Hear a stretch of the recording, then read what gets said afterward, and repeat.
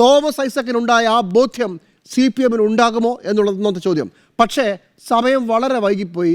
ഇടയ്ക്കിടയ്ക്ക് നിങ്ങൾ ഈ തന്ത്രം മാറ്റുന്നത് പോലെ നാളെ മുതൽ മറ്റേ പാർലമെൻറ്റ് തെരഞ്ഞെടുപ്പിൻ്റെ സമയത്ത് നമ്മൾ മറ്റേ ഗാസ ഐക്യദാർഢ്യ പ്രകടനം നടത്തിയതുപോലെ, അതിനുശേഷം പെട്ടെന്ന് ശബരിമലയിലെ വിശ്വാസസംഗമം നടത്തിയ പോലെ, ഇങ്ങനെ എല്ലാ ദിവസവും എടുത്തെടുത്ത് മാറ്റാവുന്ന ഒരു സാധനമല്ല നിങ്ങളിലുള്ള ജനങ്ങളുടെ വിശ്വാസ്യതയും നിങ്ങൾ ഉയർത്തുന്ന മുദ്രാവാക്യങ്ങളിൽ ജനങ്ങൾ കാണുന്ന വിശ്വാസ്യത. ഇത് രണ്ടും വളരെ വ്യത്യാസമാണ്.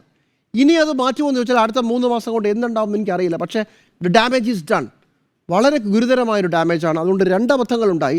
കേരളത്തിലെ ന്യൂനപക്ഷങ്ങൾ അടപടലം ഇടതുപക്ഷത്തിൻ്റെ കയ്യിൽ നിന്ന് പോയി. അത് നിങ്ങളെ അവിശ്വസിക്കാൻ തുടങ്ങി. പാർലമെൻറ്റിൽ കേരളത്തിലെ ന്യൂനപക്ഷം അപ്പോൾ ചോദിക്കും എന്തുകൊണ്ട് ഞങ്ങളുടെ കൂടെ നിന്നില്ല. അത് വളരെ ന്യായമാണ്. ദേശീയ തലത്തിൽ കോൺഗ്രസ് ആണ് BJP-ക്ക് പറ്റിയ എതിരാളിയെന്ന് ന്യൂനപക്ഷങ്ങൾ ചിന്തിച്ചില്ല. എന്താ കുഴപ്പം? പക്ഷേ അതുകൊണ്ട് നിങ്ങൾക്ക് നിയമസഭാ തെരഞ്ഞെടുപ്പിൽ ന്യൂനപക്ഷങ്ങൾ വോട്ട് ചെയ്യില്ല എന്ന് ധരിച്ചു വശായതാണ് പ്രശ്നം. അങ്ങനെയല്ല.